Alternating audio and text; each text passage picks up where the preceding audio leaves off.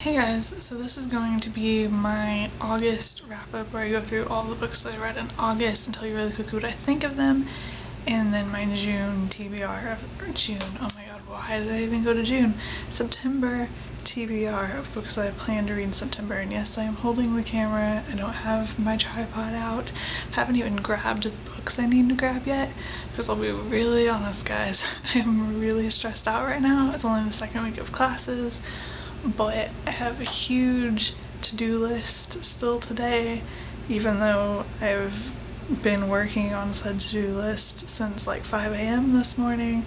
So I'm going to film this as quickly as possible. I'm going to try and be really brief. I read 7 books this month and I don't have most of them to show you because they're at home. I actually think more than half of them might be ebooks. But the first book I read this month was I Have Something to Say by Catherine Harper, which I gave 5 out of 5 stars. I think that is a great book. It's on selective mutism. If you want to learn more about selective mutism, I highly recommend that book. Then I read Northanger Abbey by Jane Austen, which was the last Jane Austen book I had to read. I also gave it 5 out of 5 stars. I'm really happy that I took the break I did and waited an entire year before going back to that one, because I might have been too burnt out and not enjoyed it as much if I read it last year, but I really enjoyed reading it this time. Then I read Harry Potter and the Prisoner of Azkaban by J.K. Rowling for my Harry Potter reread, and then of course I gave it 5 out of 5 stars.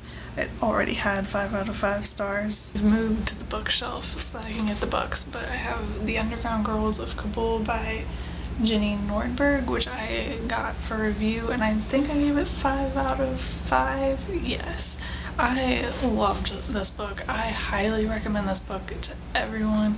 It's on a really important topic and a really complex topic, and I think she did such a good job of exploring it and showing how complex it is. Just really love this book. Then I read Pride and Prejudice by Jane Austen, gave it 5 out of 5 stars. That was also a reread for me like Harry Potter was. Loved it. Definitely my favorite Jane Austen book. It is amazing, obviously. And then I read A Mickey Mouse Reader by Gary Apgar, which is on my Kindle. It was also for review, but I did write a review. I have written a review for it. I gave it 4 out of 5 stars. I think it's a really great book. If you're really into Disney and Mickey Mouse, it's basically a collection of things that have been written about Mickey Mouse since he was created. So it's a collection of other documents and stuff, and it's a really great thing to have. Then I read the Longman Anthology of British Literature Volume 1A. This is here it is, it's right here. I gave this 4 out of 5 stars. I don't really have much to say about it. Here's the thing when it comes to the TBR. I am currently, according to Goodreads, reading 9 books, and that is because my textbooks are all on there, the textbooks that I'm reading for classes. So I legitimately am reading 9 books, because these are all, I only put textbooks on Goodreads if I'm seriously reading them, if not cover to cover, pretty much cover to cover. So I'm not going to go through all those school books, although I will probably put them in my wrap-up once I finish them, so there'll probably be a huge surge of them in December. But I'm just going to focus on non-school books for my TBR, and I'm going to stick with 5 books. I'm currently reading 3 non-school books, although one of them is an old school book. They just happen to be sitting on my bed, so I'm just going to leave them here. But I have the Heath Anthology of American Literature, which is obviously one of my American Lit textbooks, and was I reading this last time? I think I might have been, but I still am. I'm that far.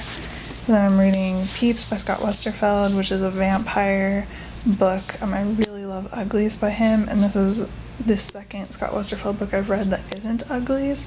I'm not sure how I feel about this one yet. I'm enjoying it much more than the other book I'm reading that I'm going to talk about in a second, but not my favorite Scott Westerfeld book at the same time. And then I'm reading a book called The Order, and I'm completely blanking on the author's name, and I need to go to Goodreads again. I'm reading The Order by A.C. Donabauer. I hope I'm saying their name right. It is a fantasy book. I'm 25 or so % of the way through it, not liking it so much. It's a review book, so we'll see how I feel about it as I keep reading it. I don't hate it so much that I'm gonna like stop reading it, but definitely not enjoying it that much at the same time. I'm gonna only stick with 2 books that I'm not currently reading for my TBR because school has started and I don't know how much time I'll have to read and all of that. But these both happen to be books that I won from Goodreads first reads. The first is Neutrino Hunter by Ray Jawardhana. Should have tried to say that before. But this is obviously about neutrinos, which is interesting. I find space stuff interesting. Can't understand the more complicated stuff, but I think this looks really interesting. And then I have The Legacy of Wisdom, Gabriel V. Taylor, which I cannot remember what this is about. I think it's just about legacy of wisdom and how it travels through families, which is interesting. We'll see how it is, but I think that is all, so I'll see you guys later. Bye.